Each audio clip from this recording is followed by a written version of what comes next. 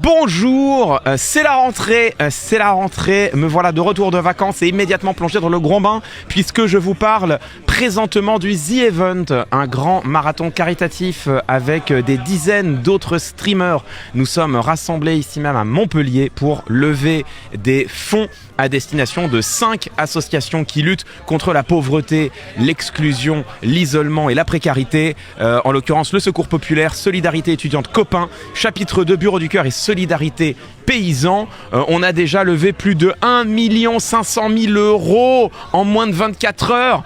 Plus de 35 000 € levés sur ce stream, là, ici, maintenant. Alors oui, c'est sûr, c'est un peu le bazar derrière. C'est vrai qu'il y a un peu de bruit de fond, mais c'est pour la bonne cause.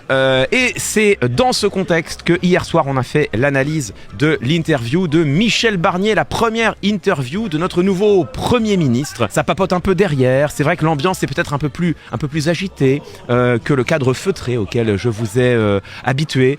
Mais je me disais que c'était l'occasion malgré tout de vous présenter ce contenu qui me semble important. En tout cas, cette première interview, ça n'est pas rien que de la décrypter, je crois. Mais aussi pour vous dire que si vous regardez cette interview dans le week-end, vous avez jusqu'au dimanche 8 septembre minuit pour venir vous connecter sur mon stream twitch.tv.klemovic et contribuer à cette grande œuvre collective qui est le The Event. On est rassemblés pour la bonne cause, pour lutter contre la précarité et l'exclusion. Voilà, venez, qu'est-ce que vous attendez? Et pour le reste, je vous laisse avec le décryptage de notre nouveau Premier ministre, Michel Barnier. Allez, interview de notre Premier ministre, Michel Barnier. C'était sur TF1 ce soir à 20h. On va l'écouter en replay. Moi, je pense que le Parlement est important, il faut le respecter. Et je respecterai, comme je l'ai dit hier, toutes les forces politiques. Les bonnes idées, elles ne viennent pas souvent et pas toujours d'en haut. On les trouve sur le terrain. Il y a plein d'idées qui viennent des gens sur le terrain. Il faut les écouter. En fait, la ligne, elle est ultra fine entre un vrai discours de démocratie délibérative et un discours démagogique et populiste qui vise simplement à caresser les citoyennes et les citoyens, le peuple dans le sens du poil en lui disant ce qu'il veut entendre. Il y a une vraie grande différence entre dire que les citoyennes et les citoyens doivent pouvoir avoir du poids dans les décisions, dans l'élaboration des politiques publiques et ce poids doit passer précisément par de la délibération collective, des institutions dans lesquelles les citoyennes et les citoyens ont un pouvoir institué officiel, que de dire, même si ça peut y ressembler, non mais il faut écouter les gens du terrain ils savent, parce qu'en fait ça c'est un appel subtil au bon sens, c'est une forme de populisme subtil qui consiste à dire non mais moi je suis du côté des vrais gens, ok, les gens du terrain, eux ils savent, il faut arrêter de se perdre dans les conjectures, dans la complexité inutile, des experts de tous bords et de tous poils, il faut revenir aux gens, il faut revenir au terrain, il faut revenir aux gens qui savent, quoi, ils ont des choses à dire, la ligne est fine, elle sépare vraiment le discours de démocratie délibérative qui est un discours d'empowerment qui consiste à dire non mais moi je crois vraiment que les citoyennes et les citoyens ne doivent pas juste être entendus, ils doivent gouverner. La délibération citoyenne elle est nécessairement liée, elle est nécessairement corrélative d'une volonté d'empowerment, d'empouvoirment comme on dit des citoyennes et des citoyens. Et c'est très différent ça d'une posture paternaliste qui consiste à dire non mais je vais vous écouter, je vais consentir de vous écouter. Comme un bon père de famille qui écoute ses enfants pour savoir ce qu'ils pensent et puis qui après tranche tout seul. Parce que c'est quand même lui qui sait ce qui est bon et rationnel pour les gens. Si on n'y prend pas garde, ces deux discours peuvent se ressembler, voire se mêler et on peut se dire là ce qu'il dit Michel Barnier c'est plutôt sympathique au fond. Puis ça ressemble même à ce que certains disent sur la démocratie délibérative et tout.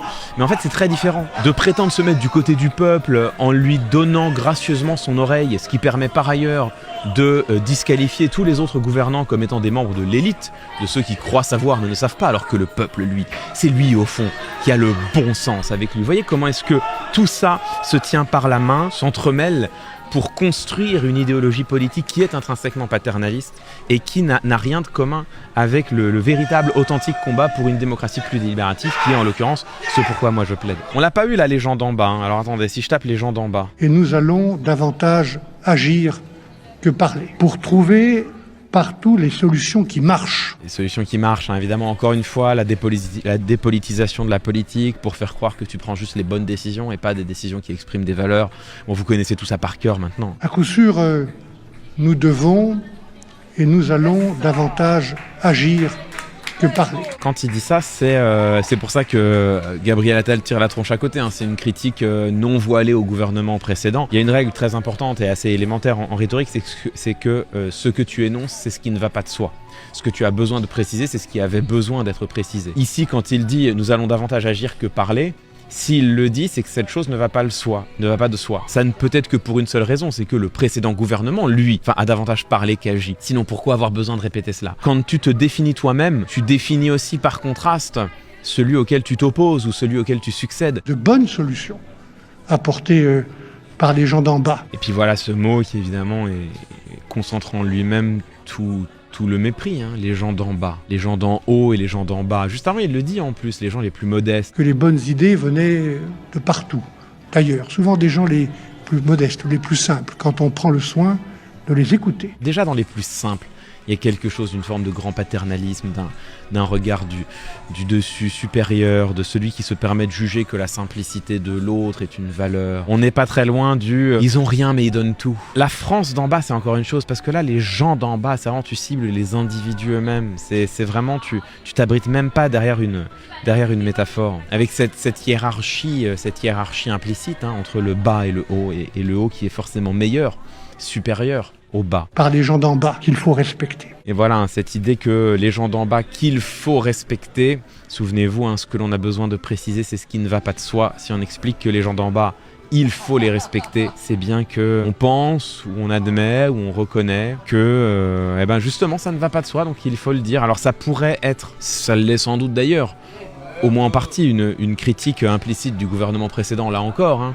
Ça pourrait être une manière de dire que le gouvernement précédent n'a pas respecté les gens d'en bas, mais quand on emploie soi-même pour le dire l'expression « gens d'en bas », il y a comme qui dirait une forme de contradiction intrinsèque dans la proposition, et c'est bien montré que soi-même finalement on n'estime pas que cela va de soi de les respecter, ces gens d'en bas. C'est comme une phrase que l'on s'adresse à soi. Peut-être serais-je susceptible de l'oublier, qu'au fond ces gens d'en bas aussi, il faut les respecter. Beaucoup de mépris concentré en quelques mots, hein, évidemment. Bon, écoutez, voilà, ça promet...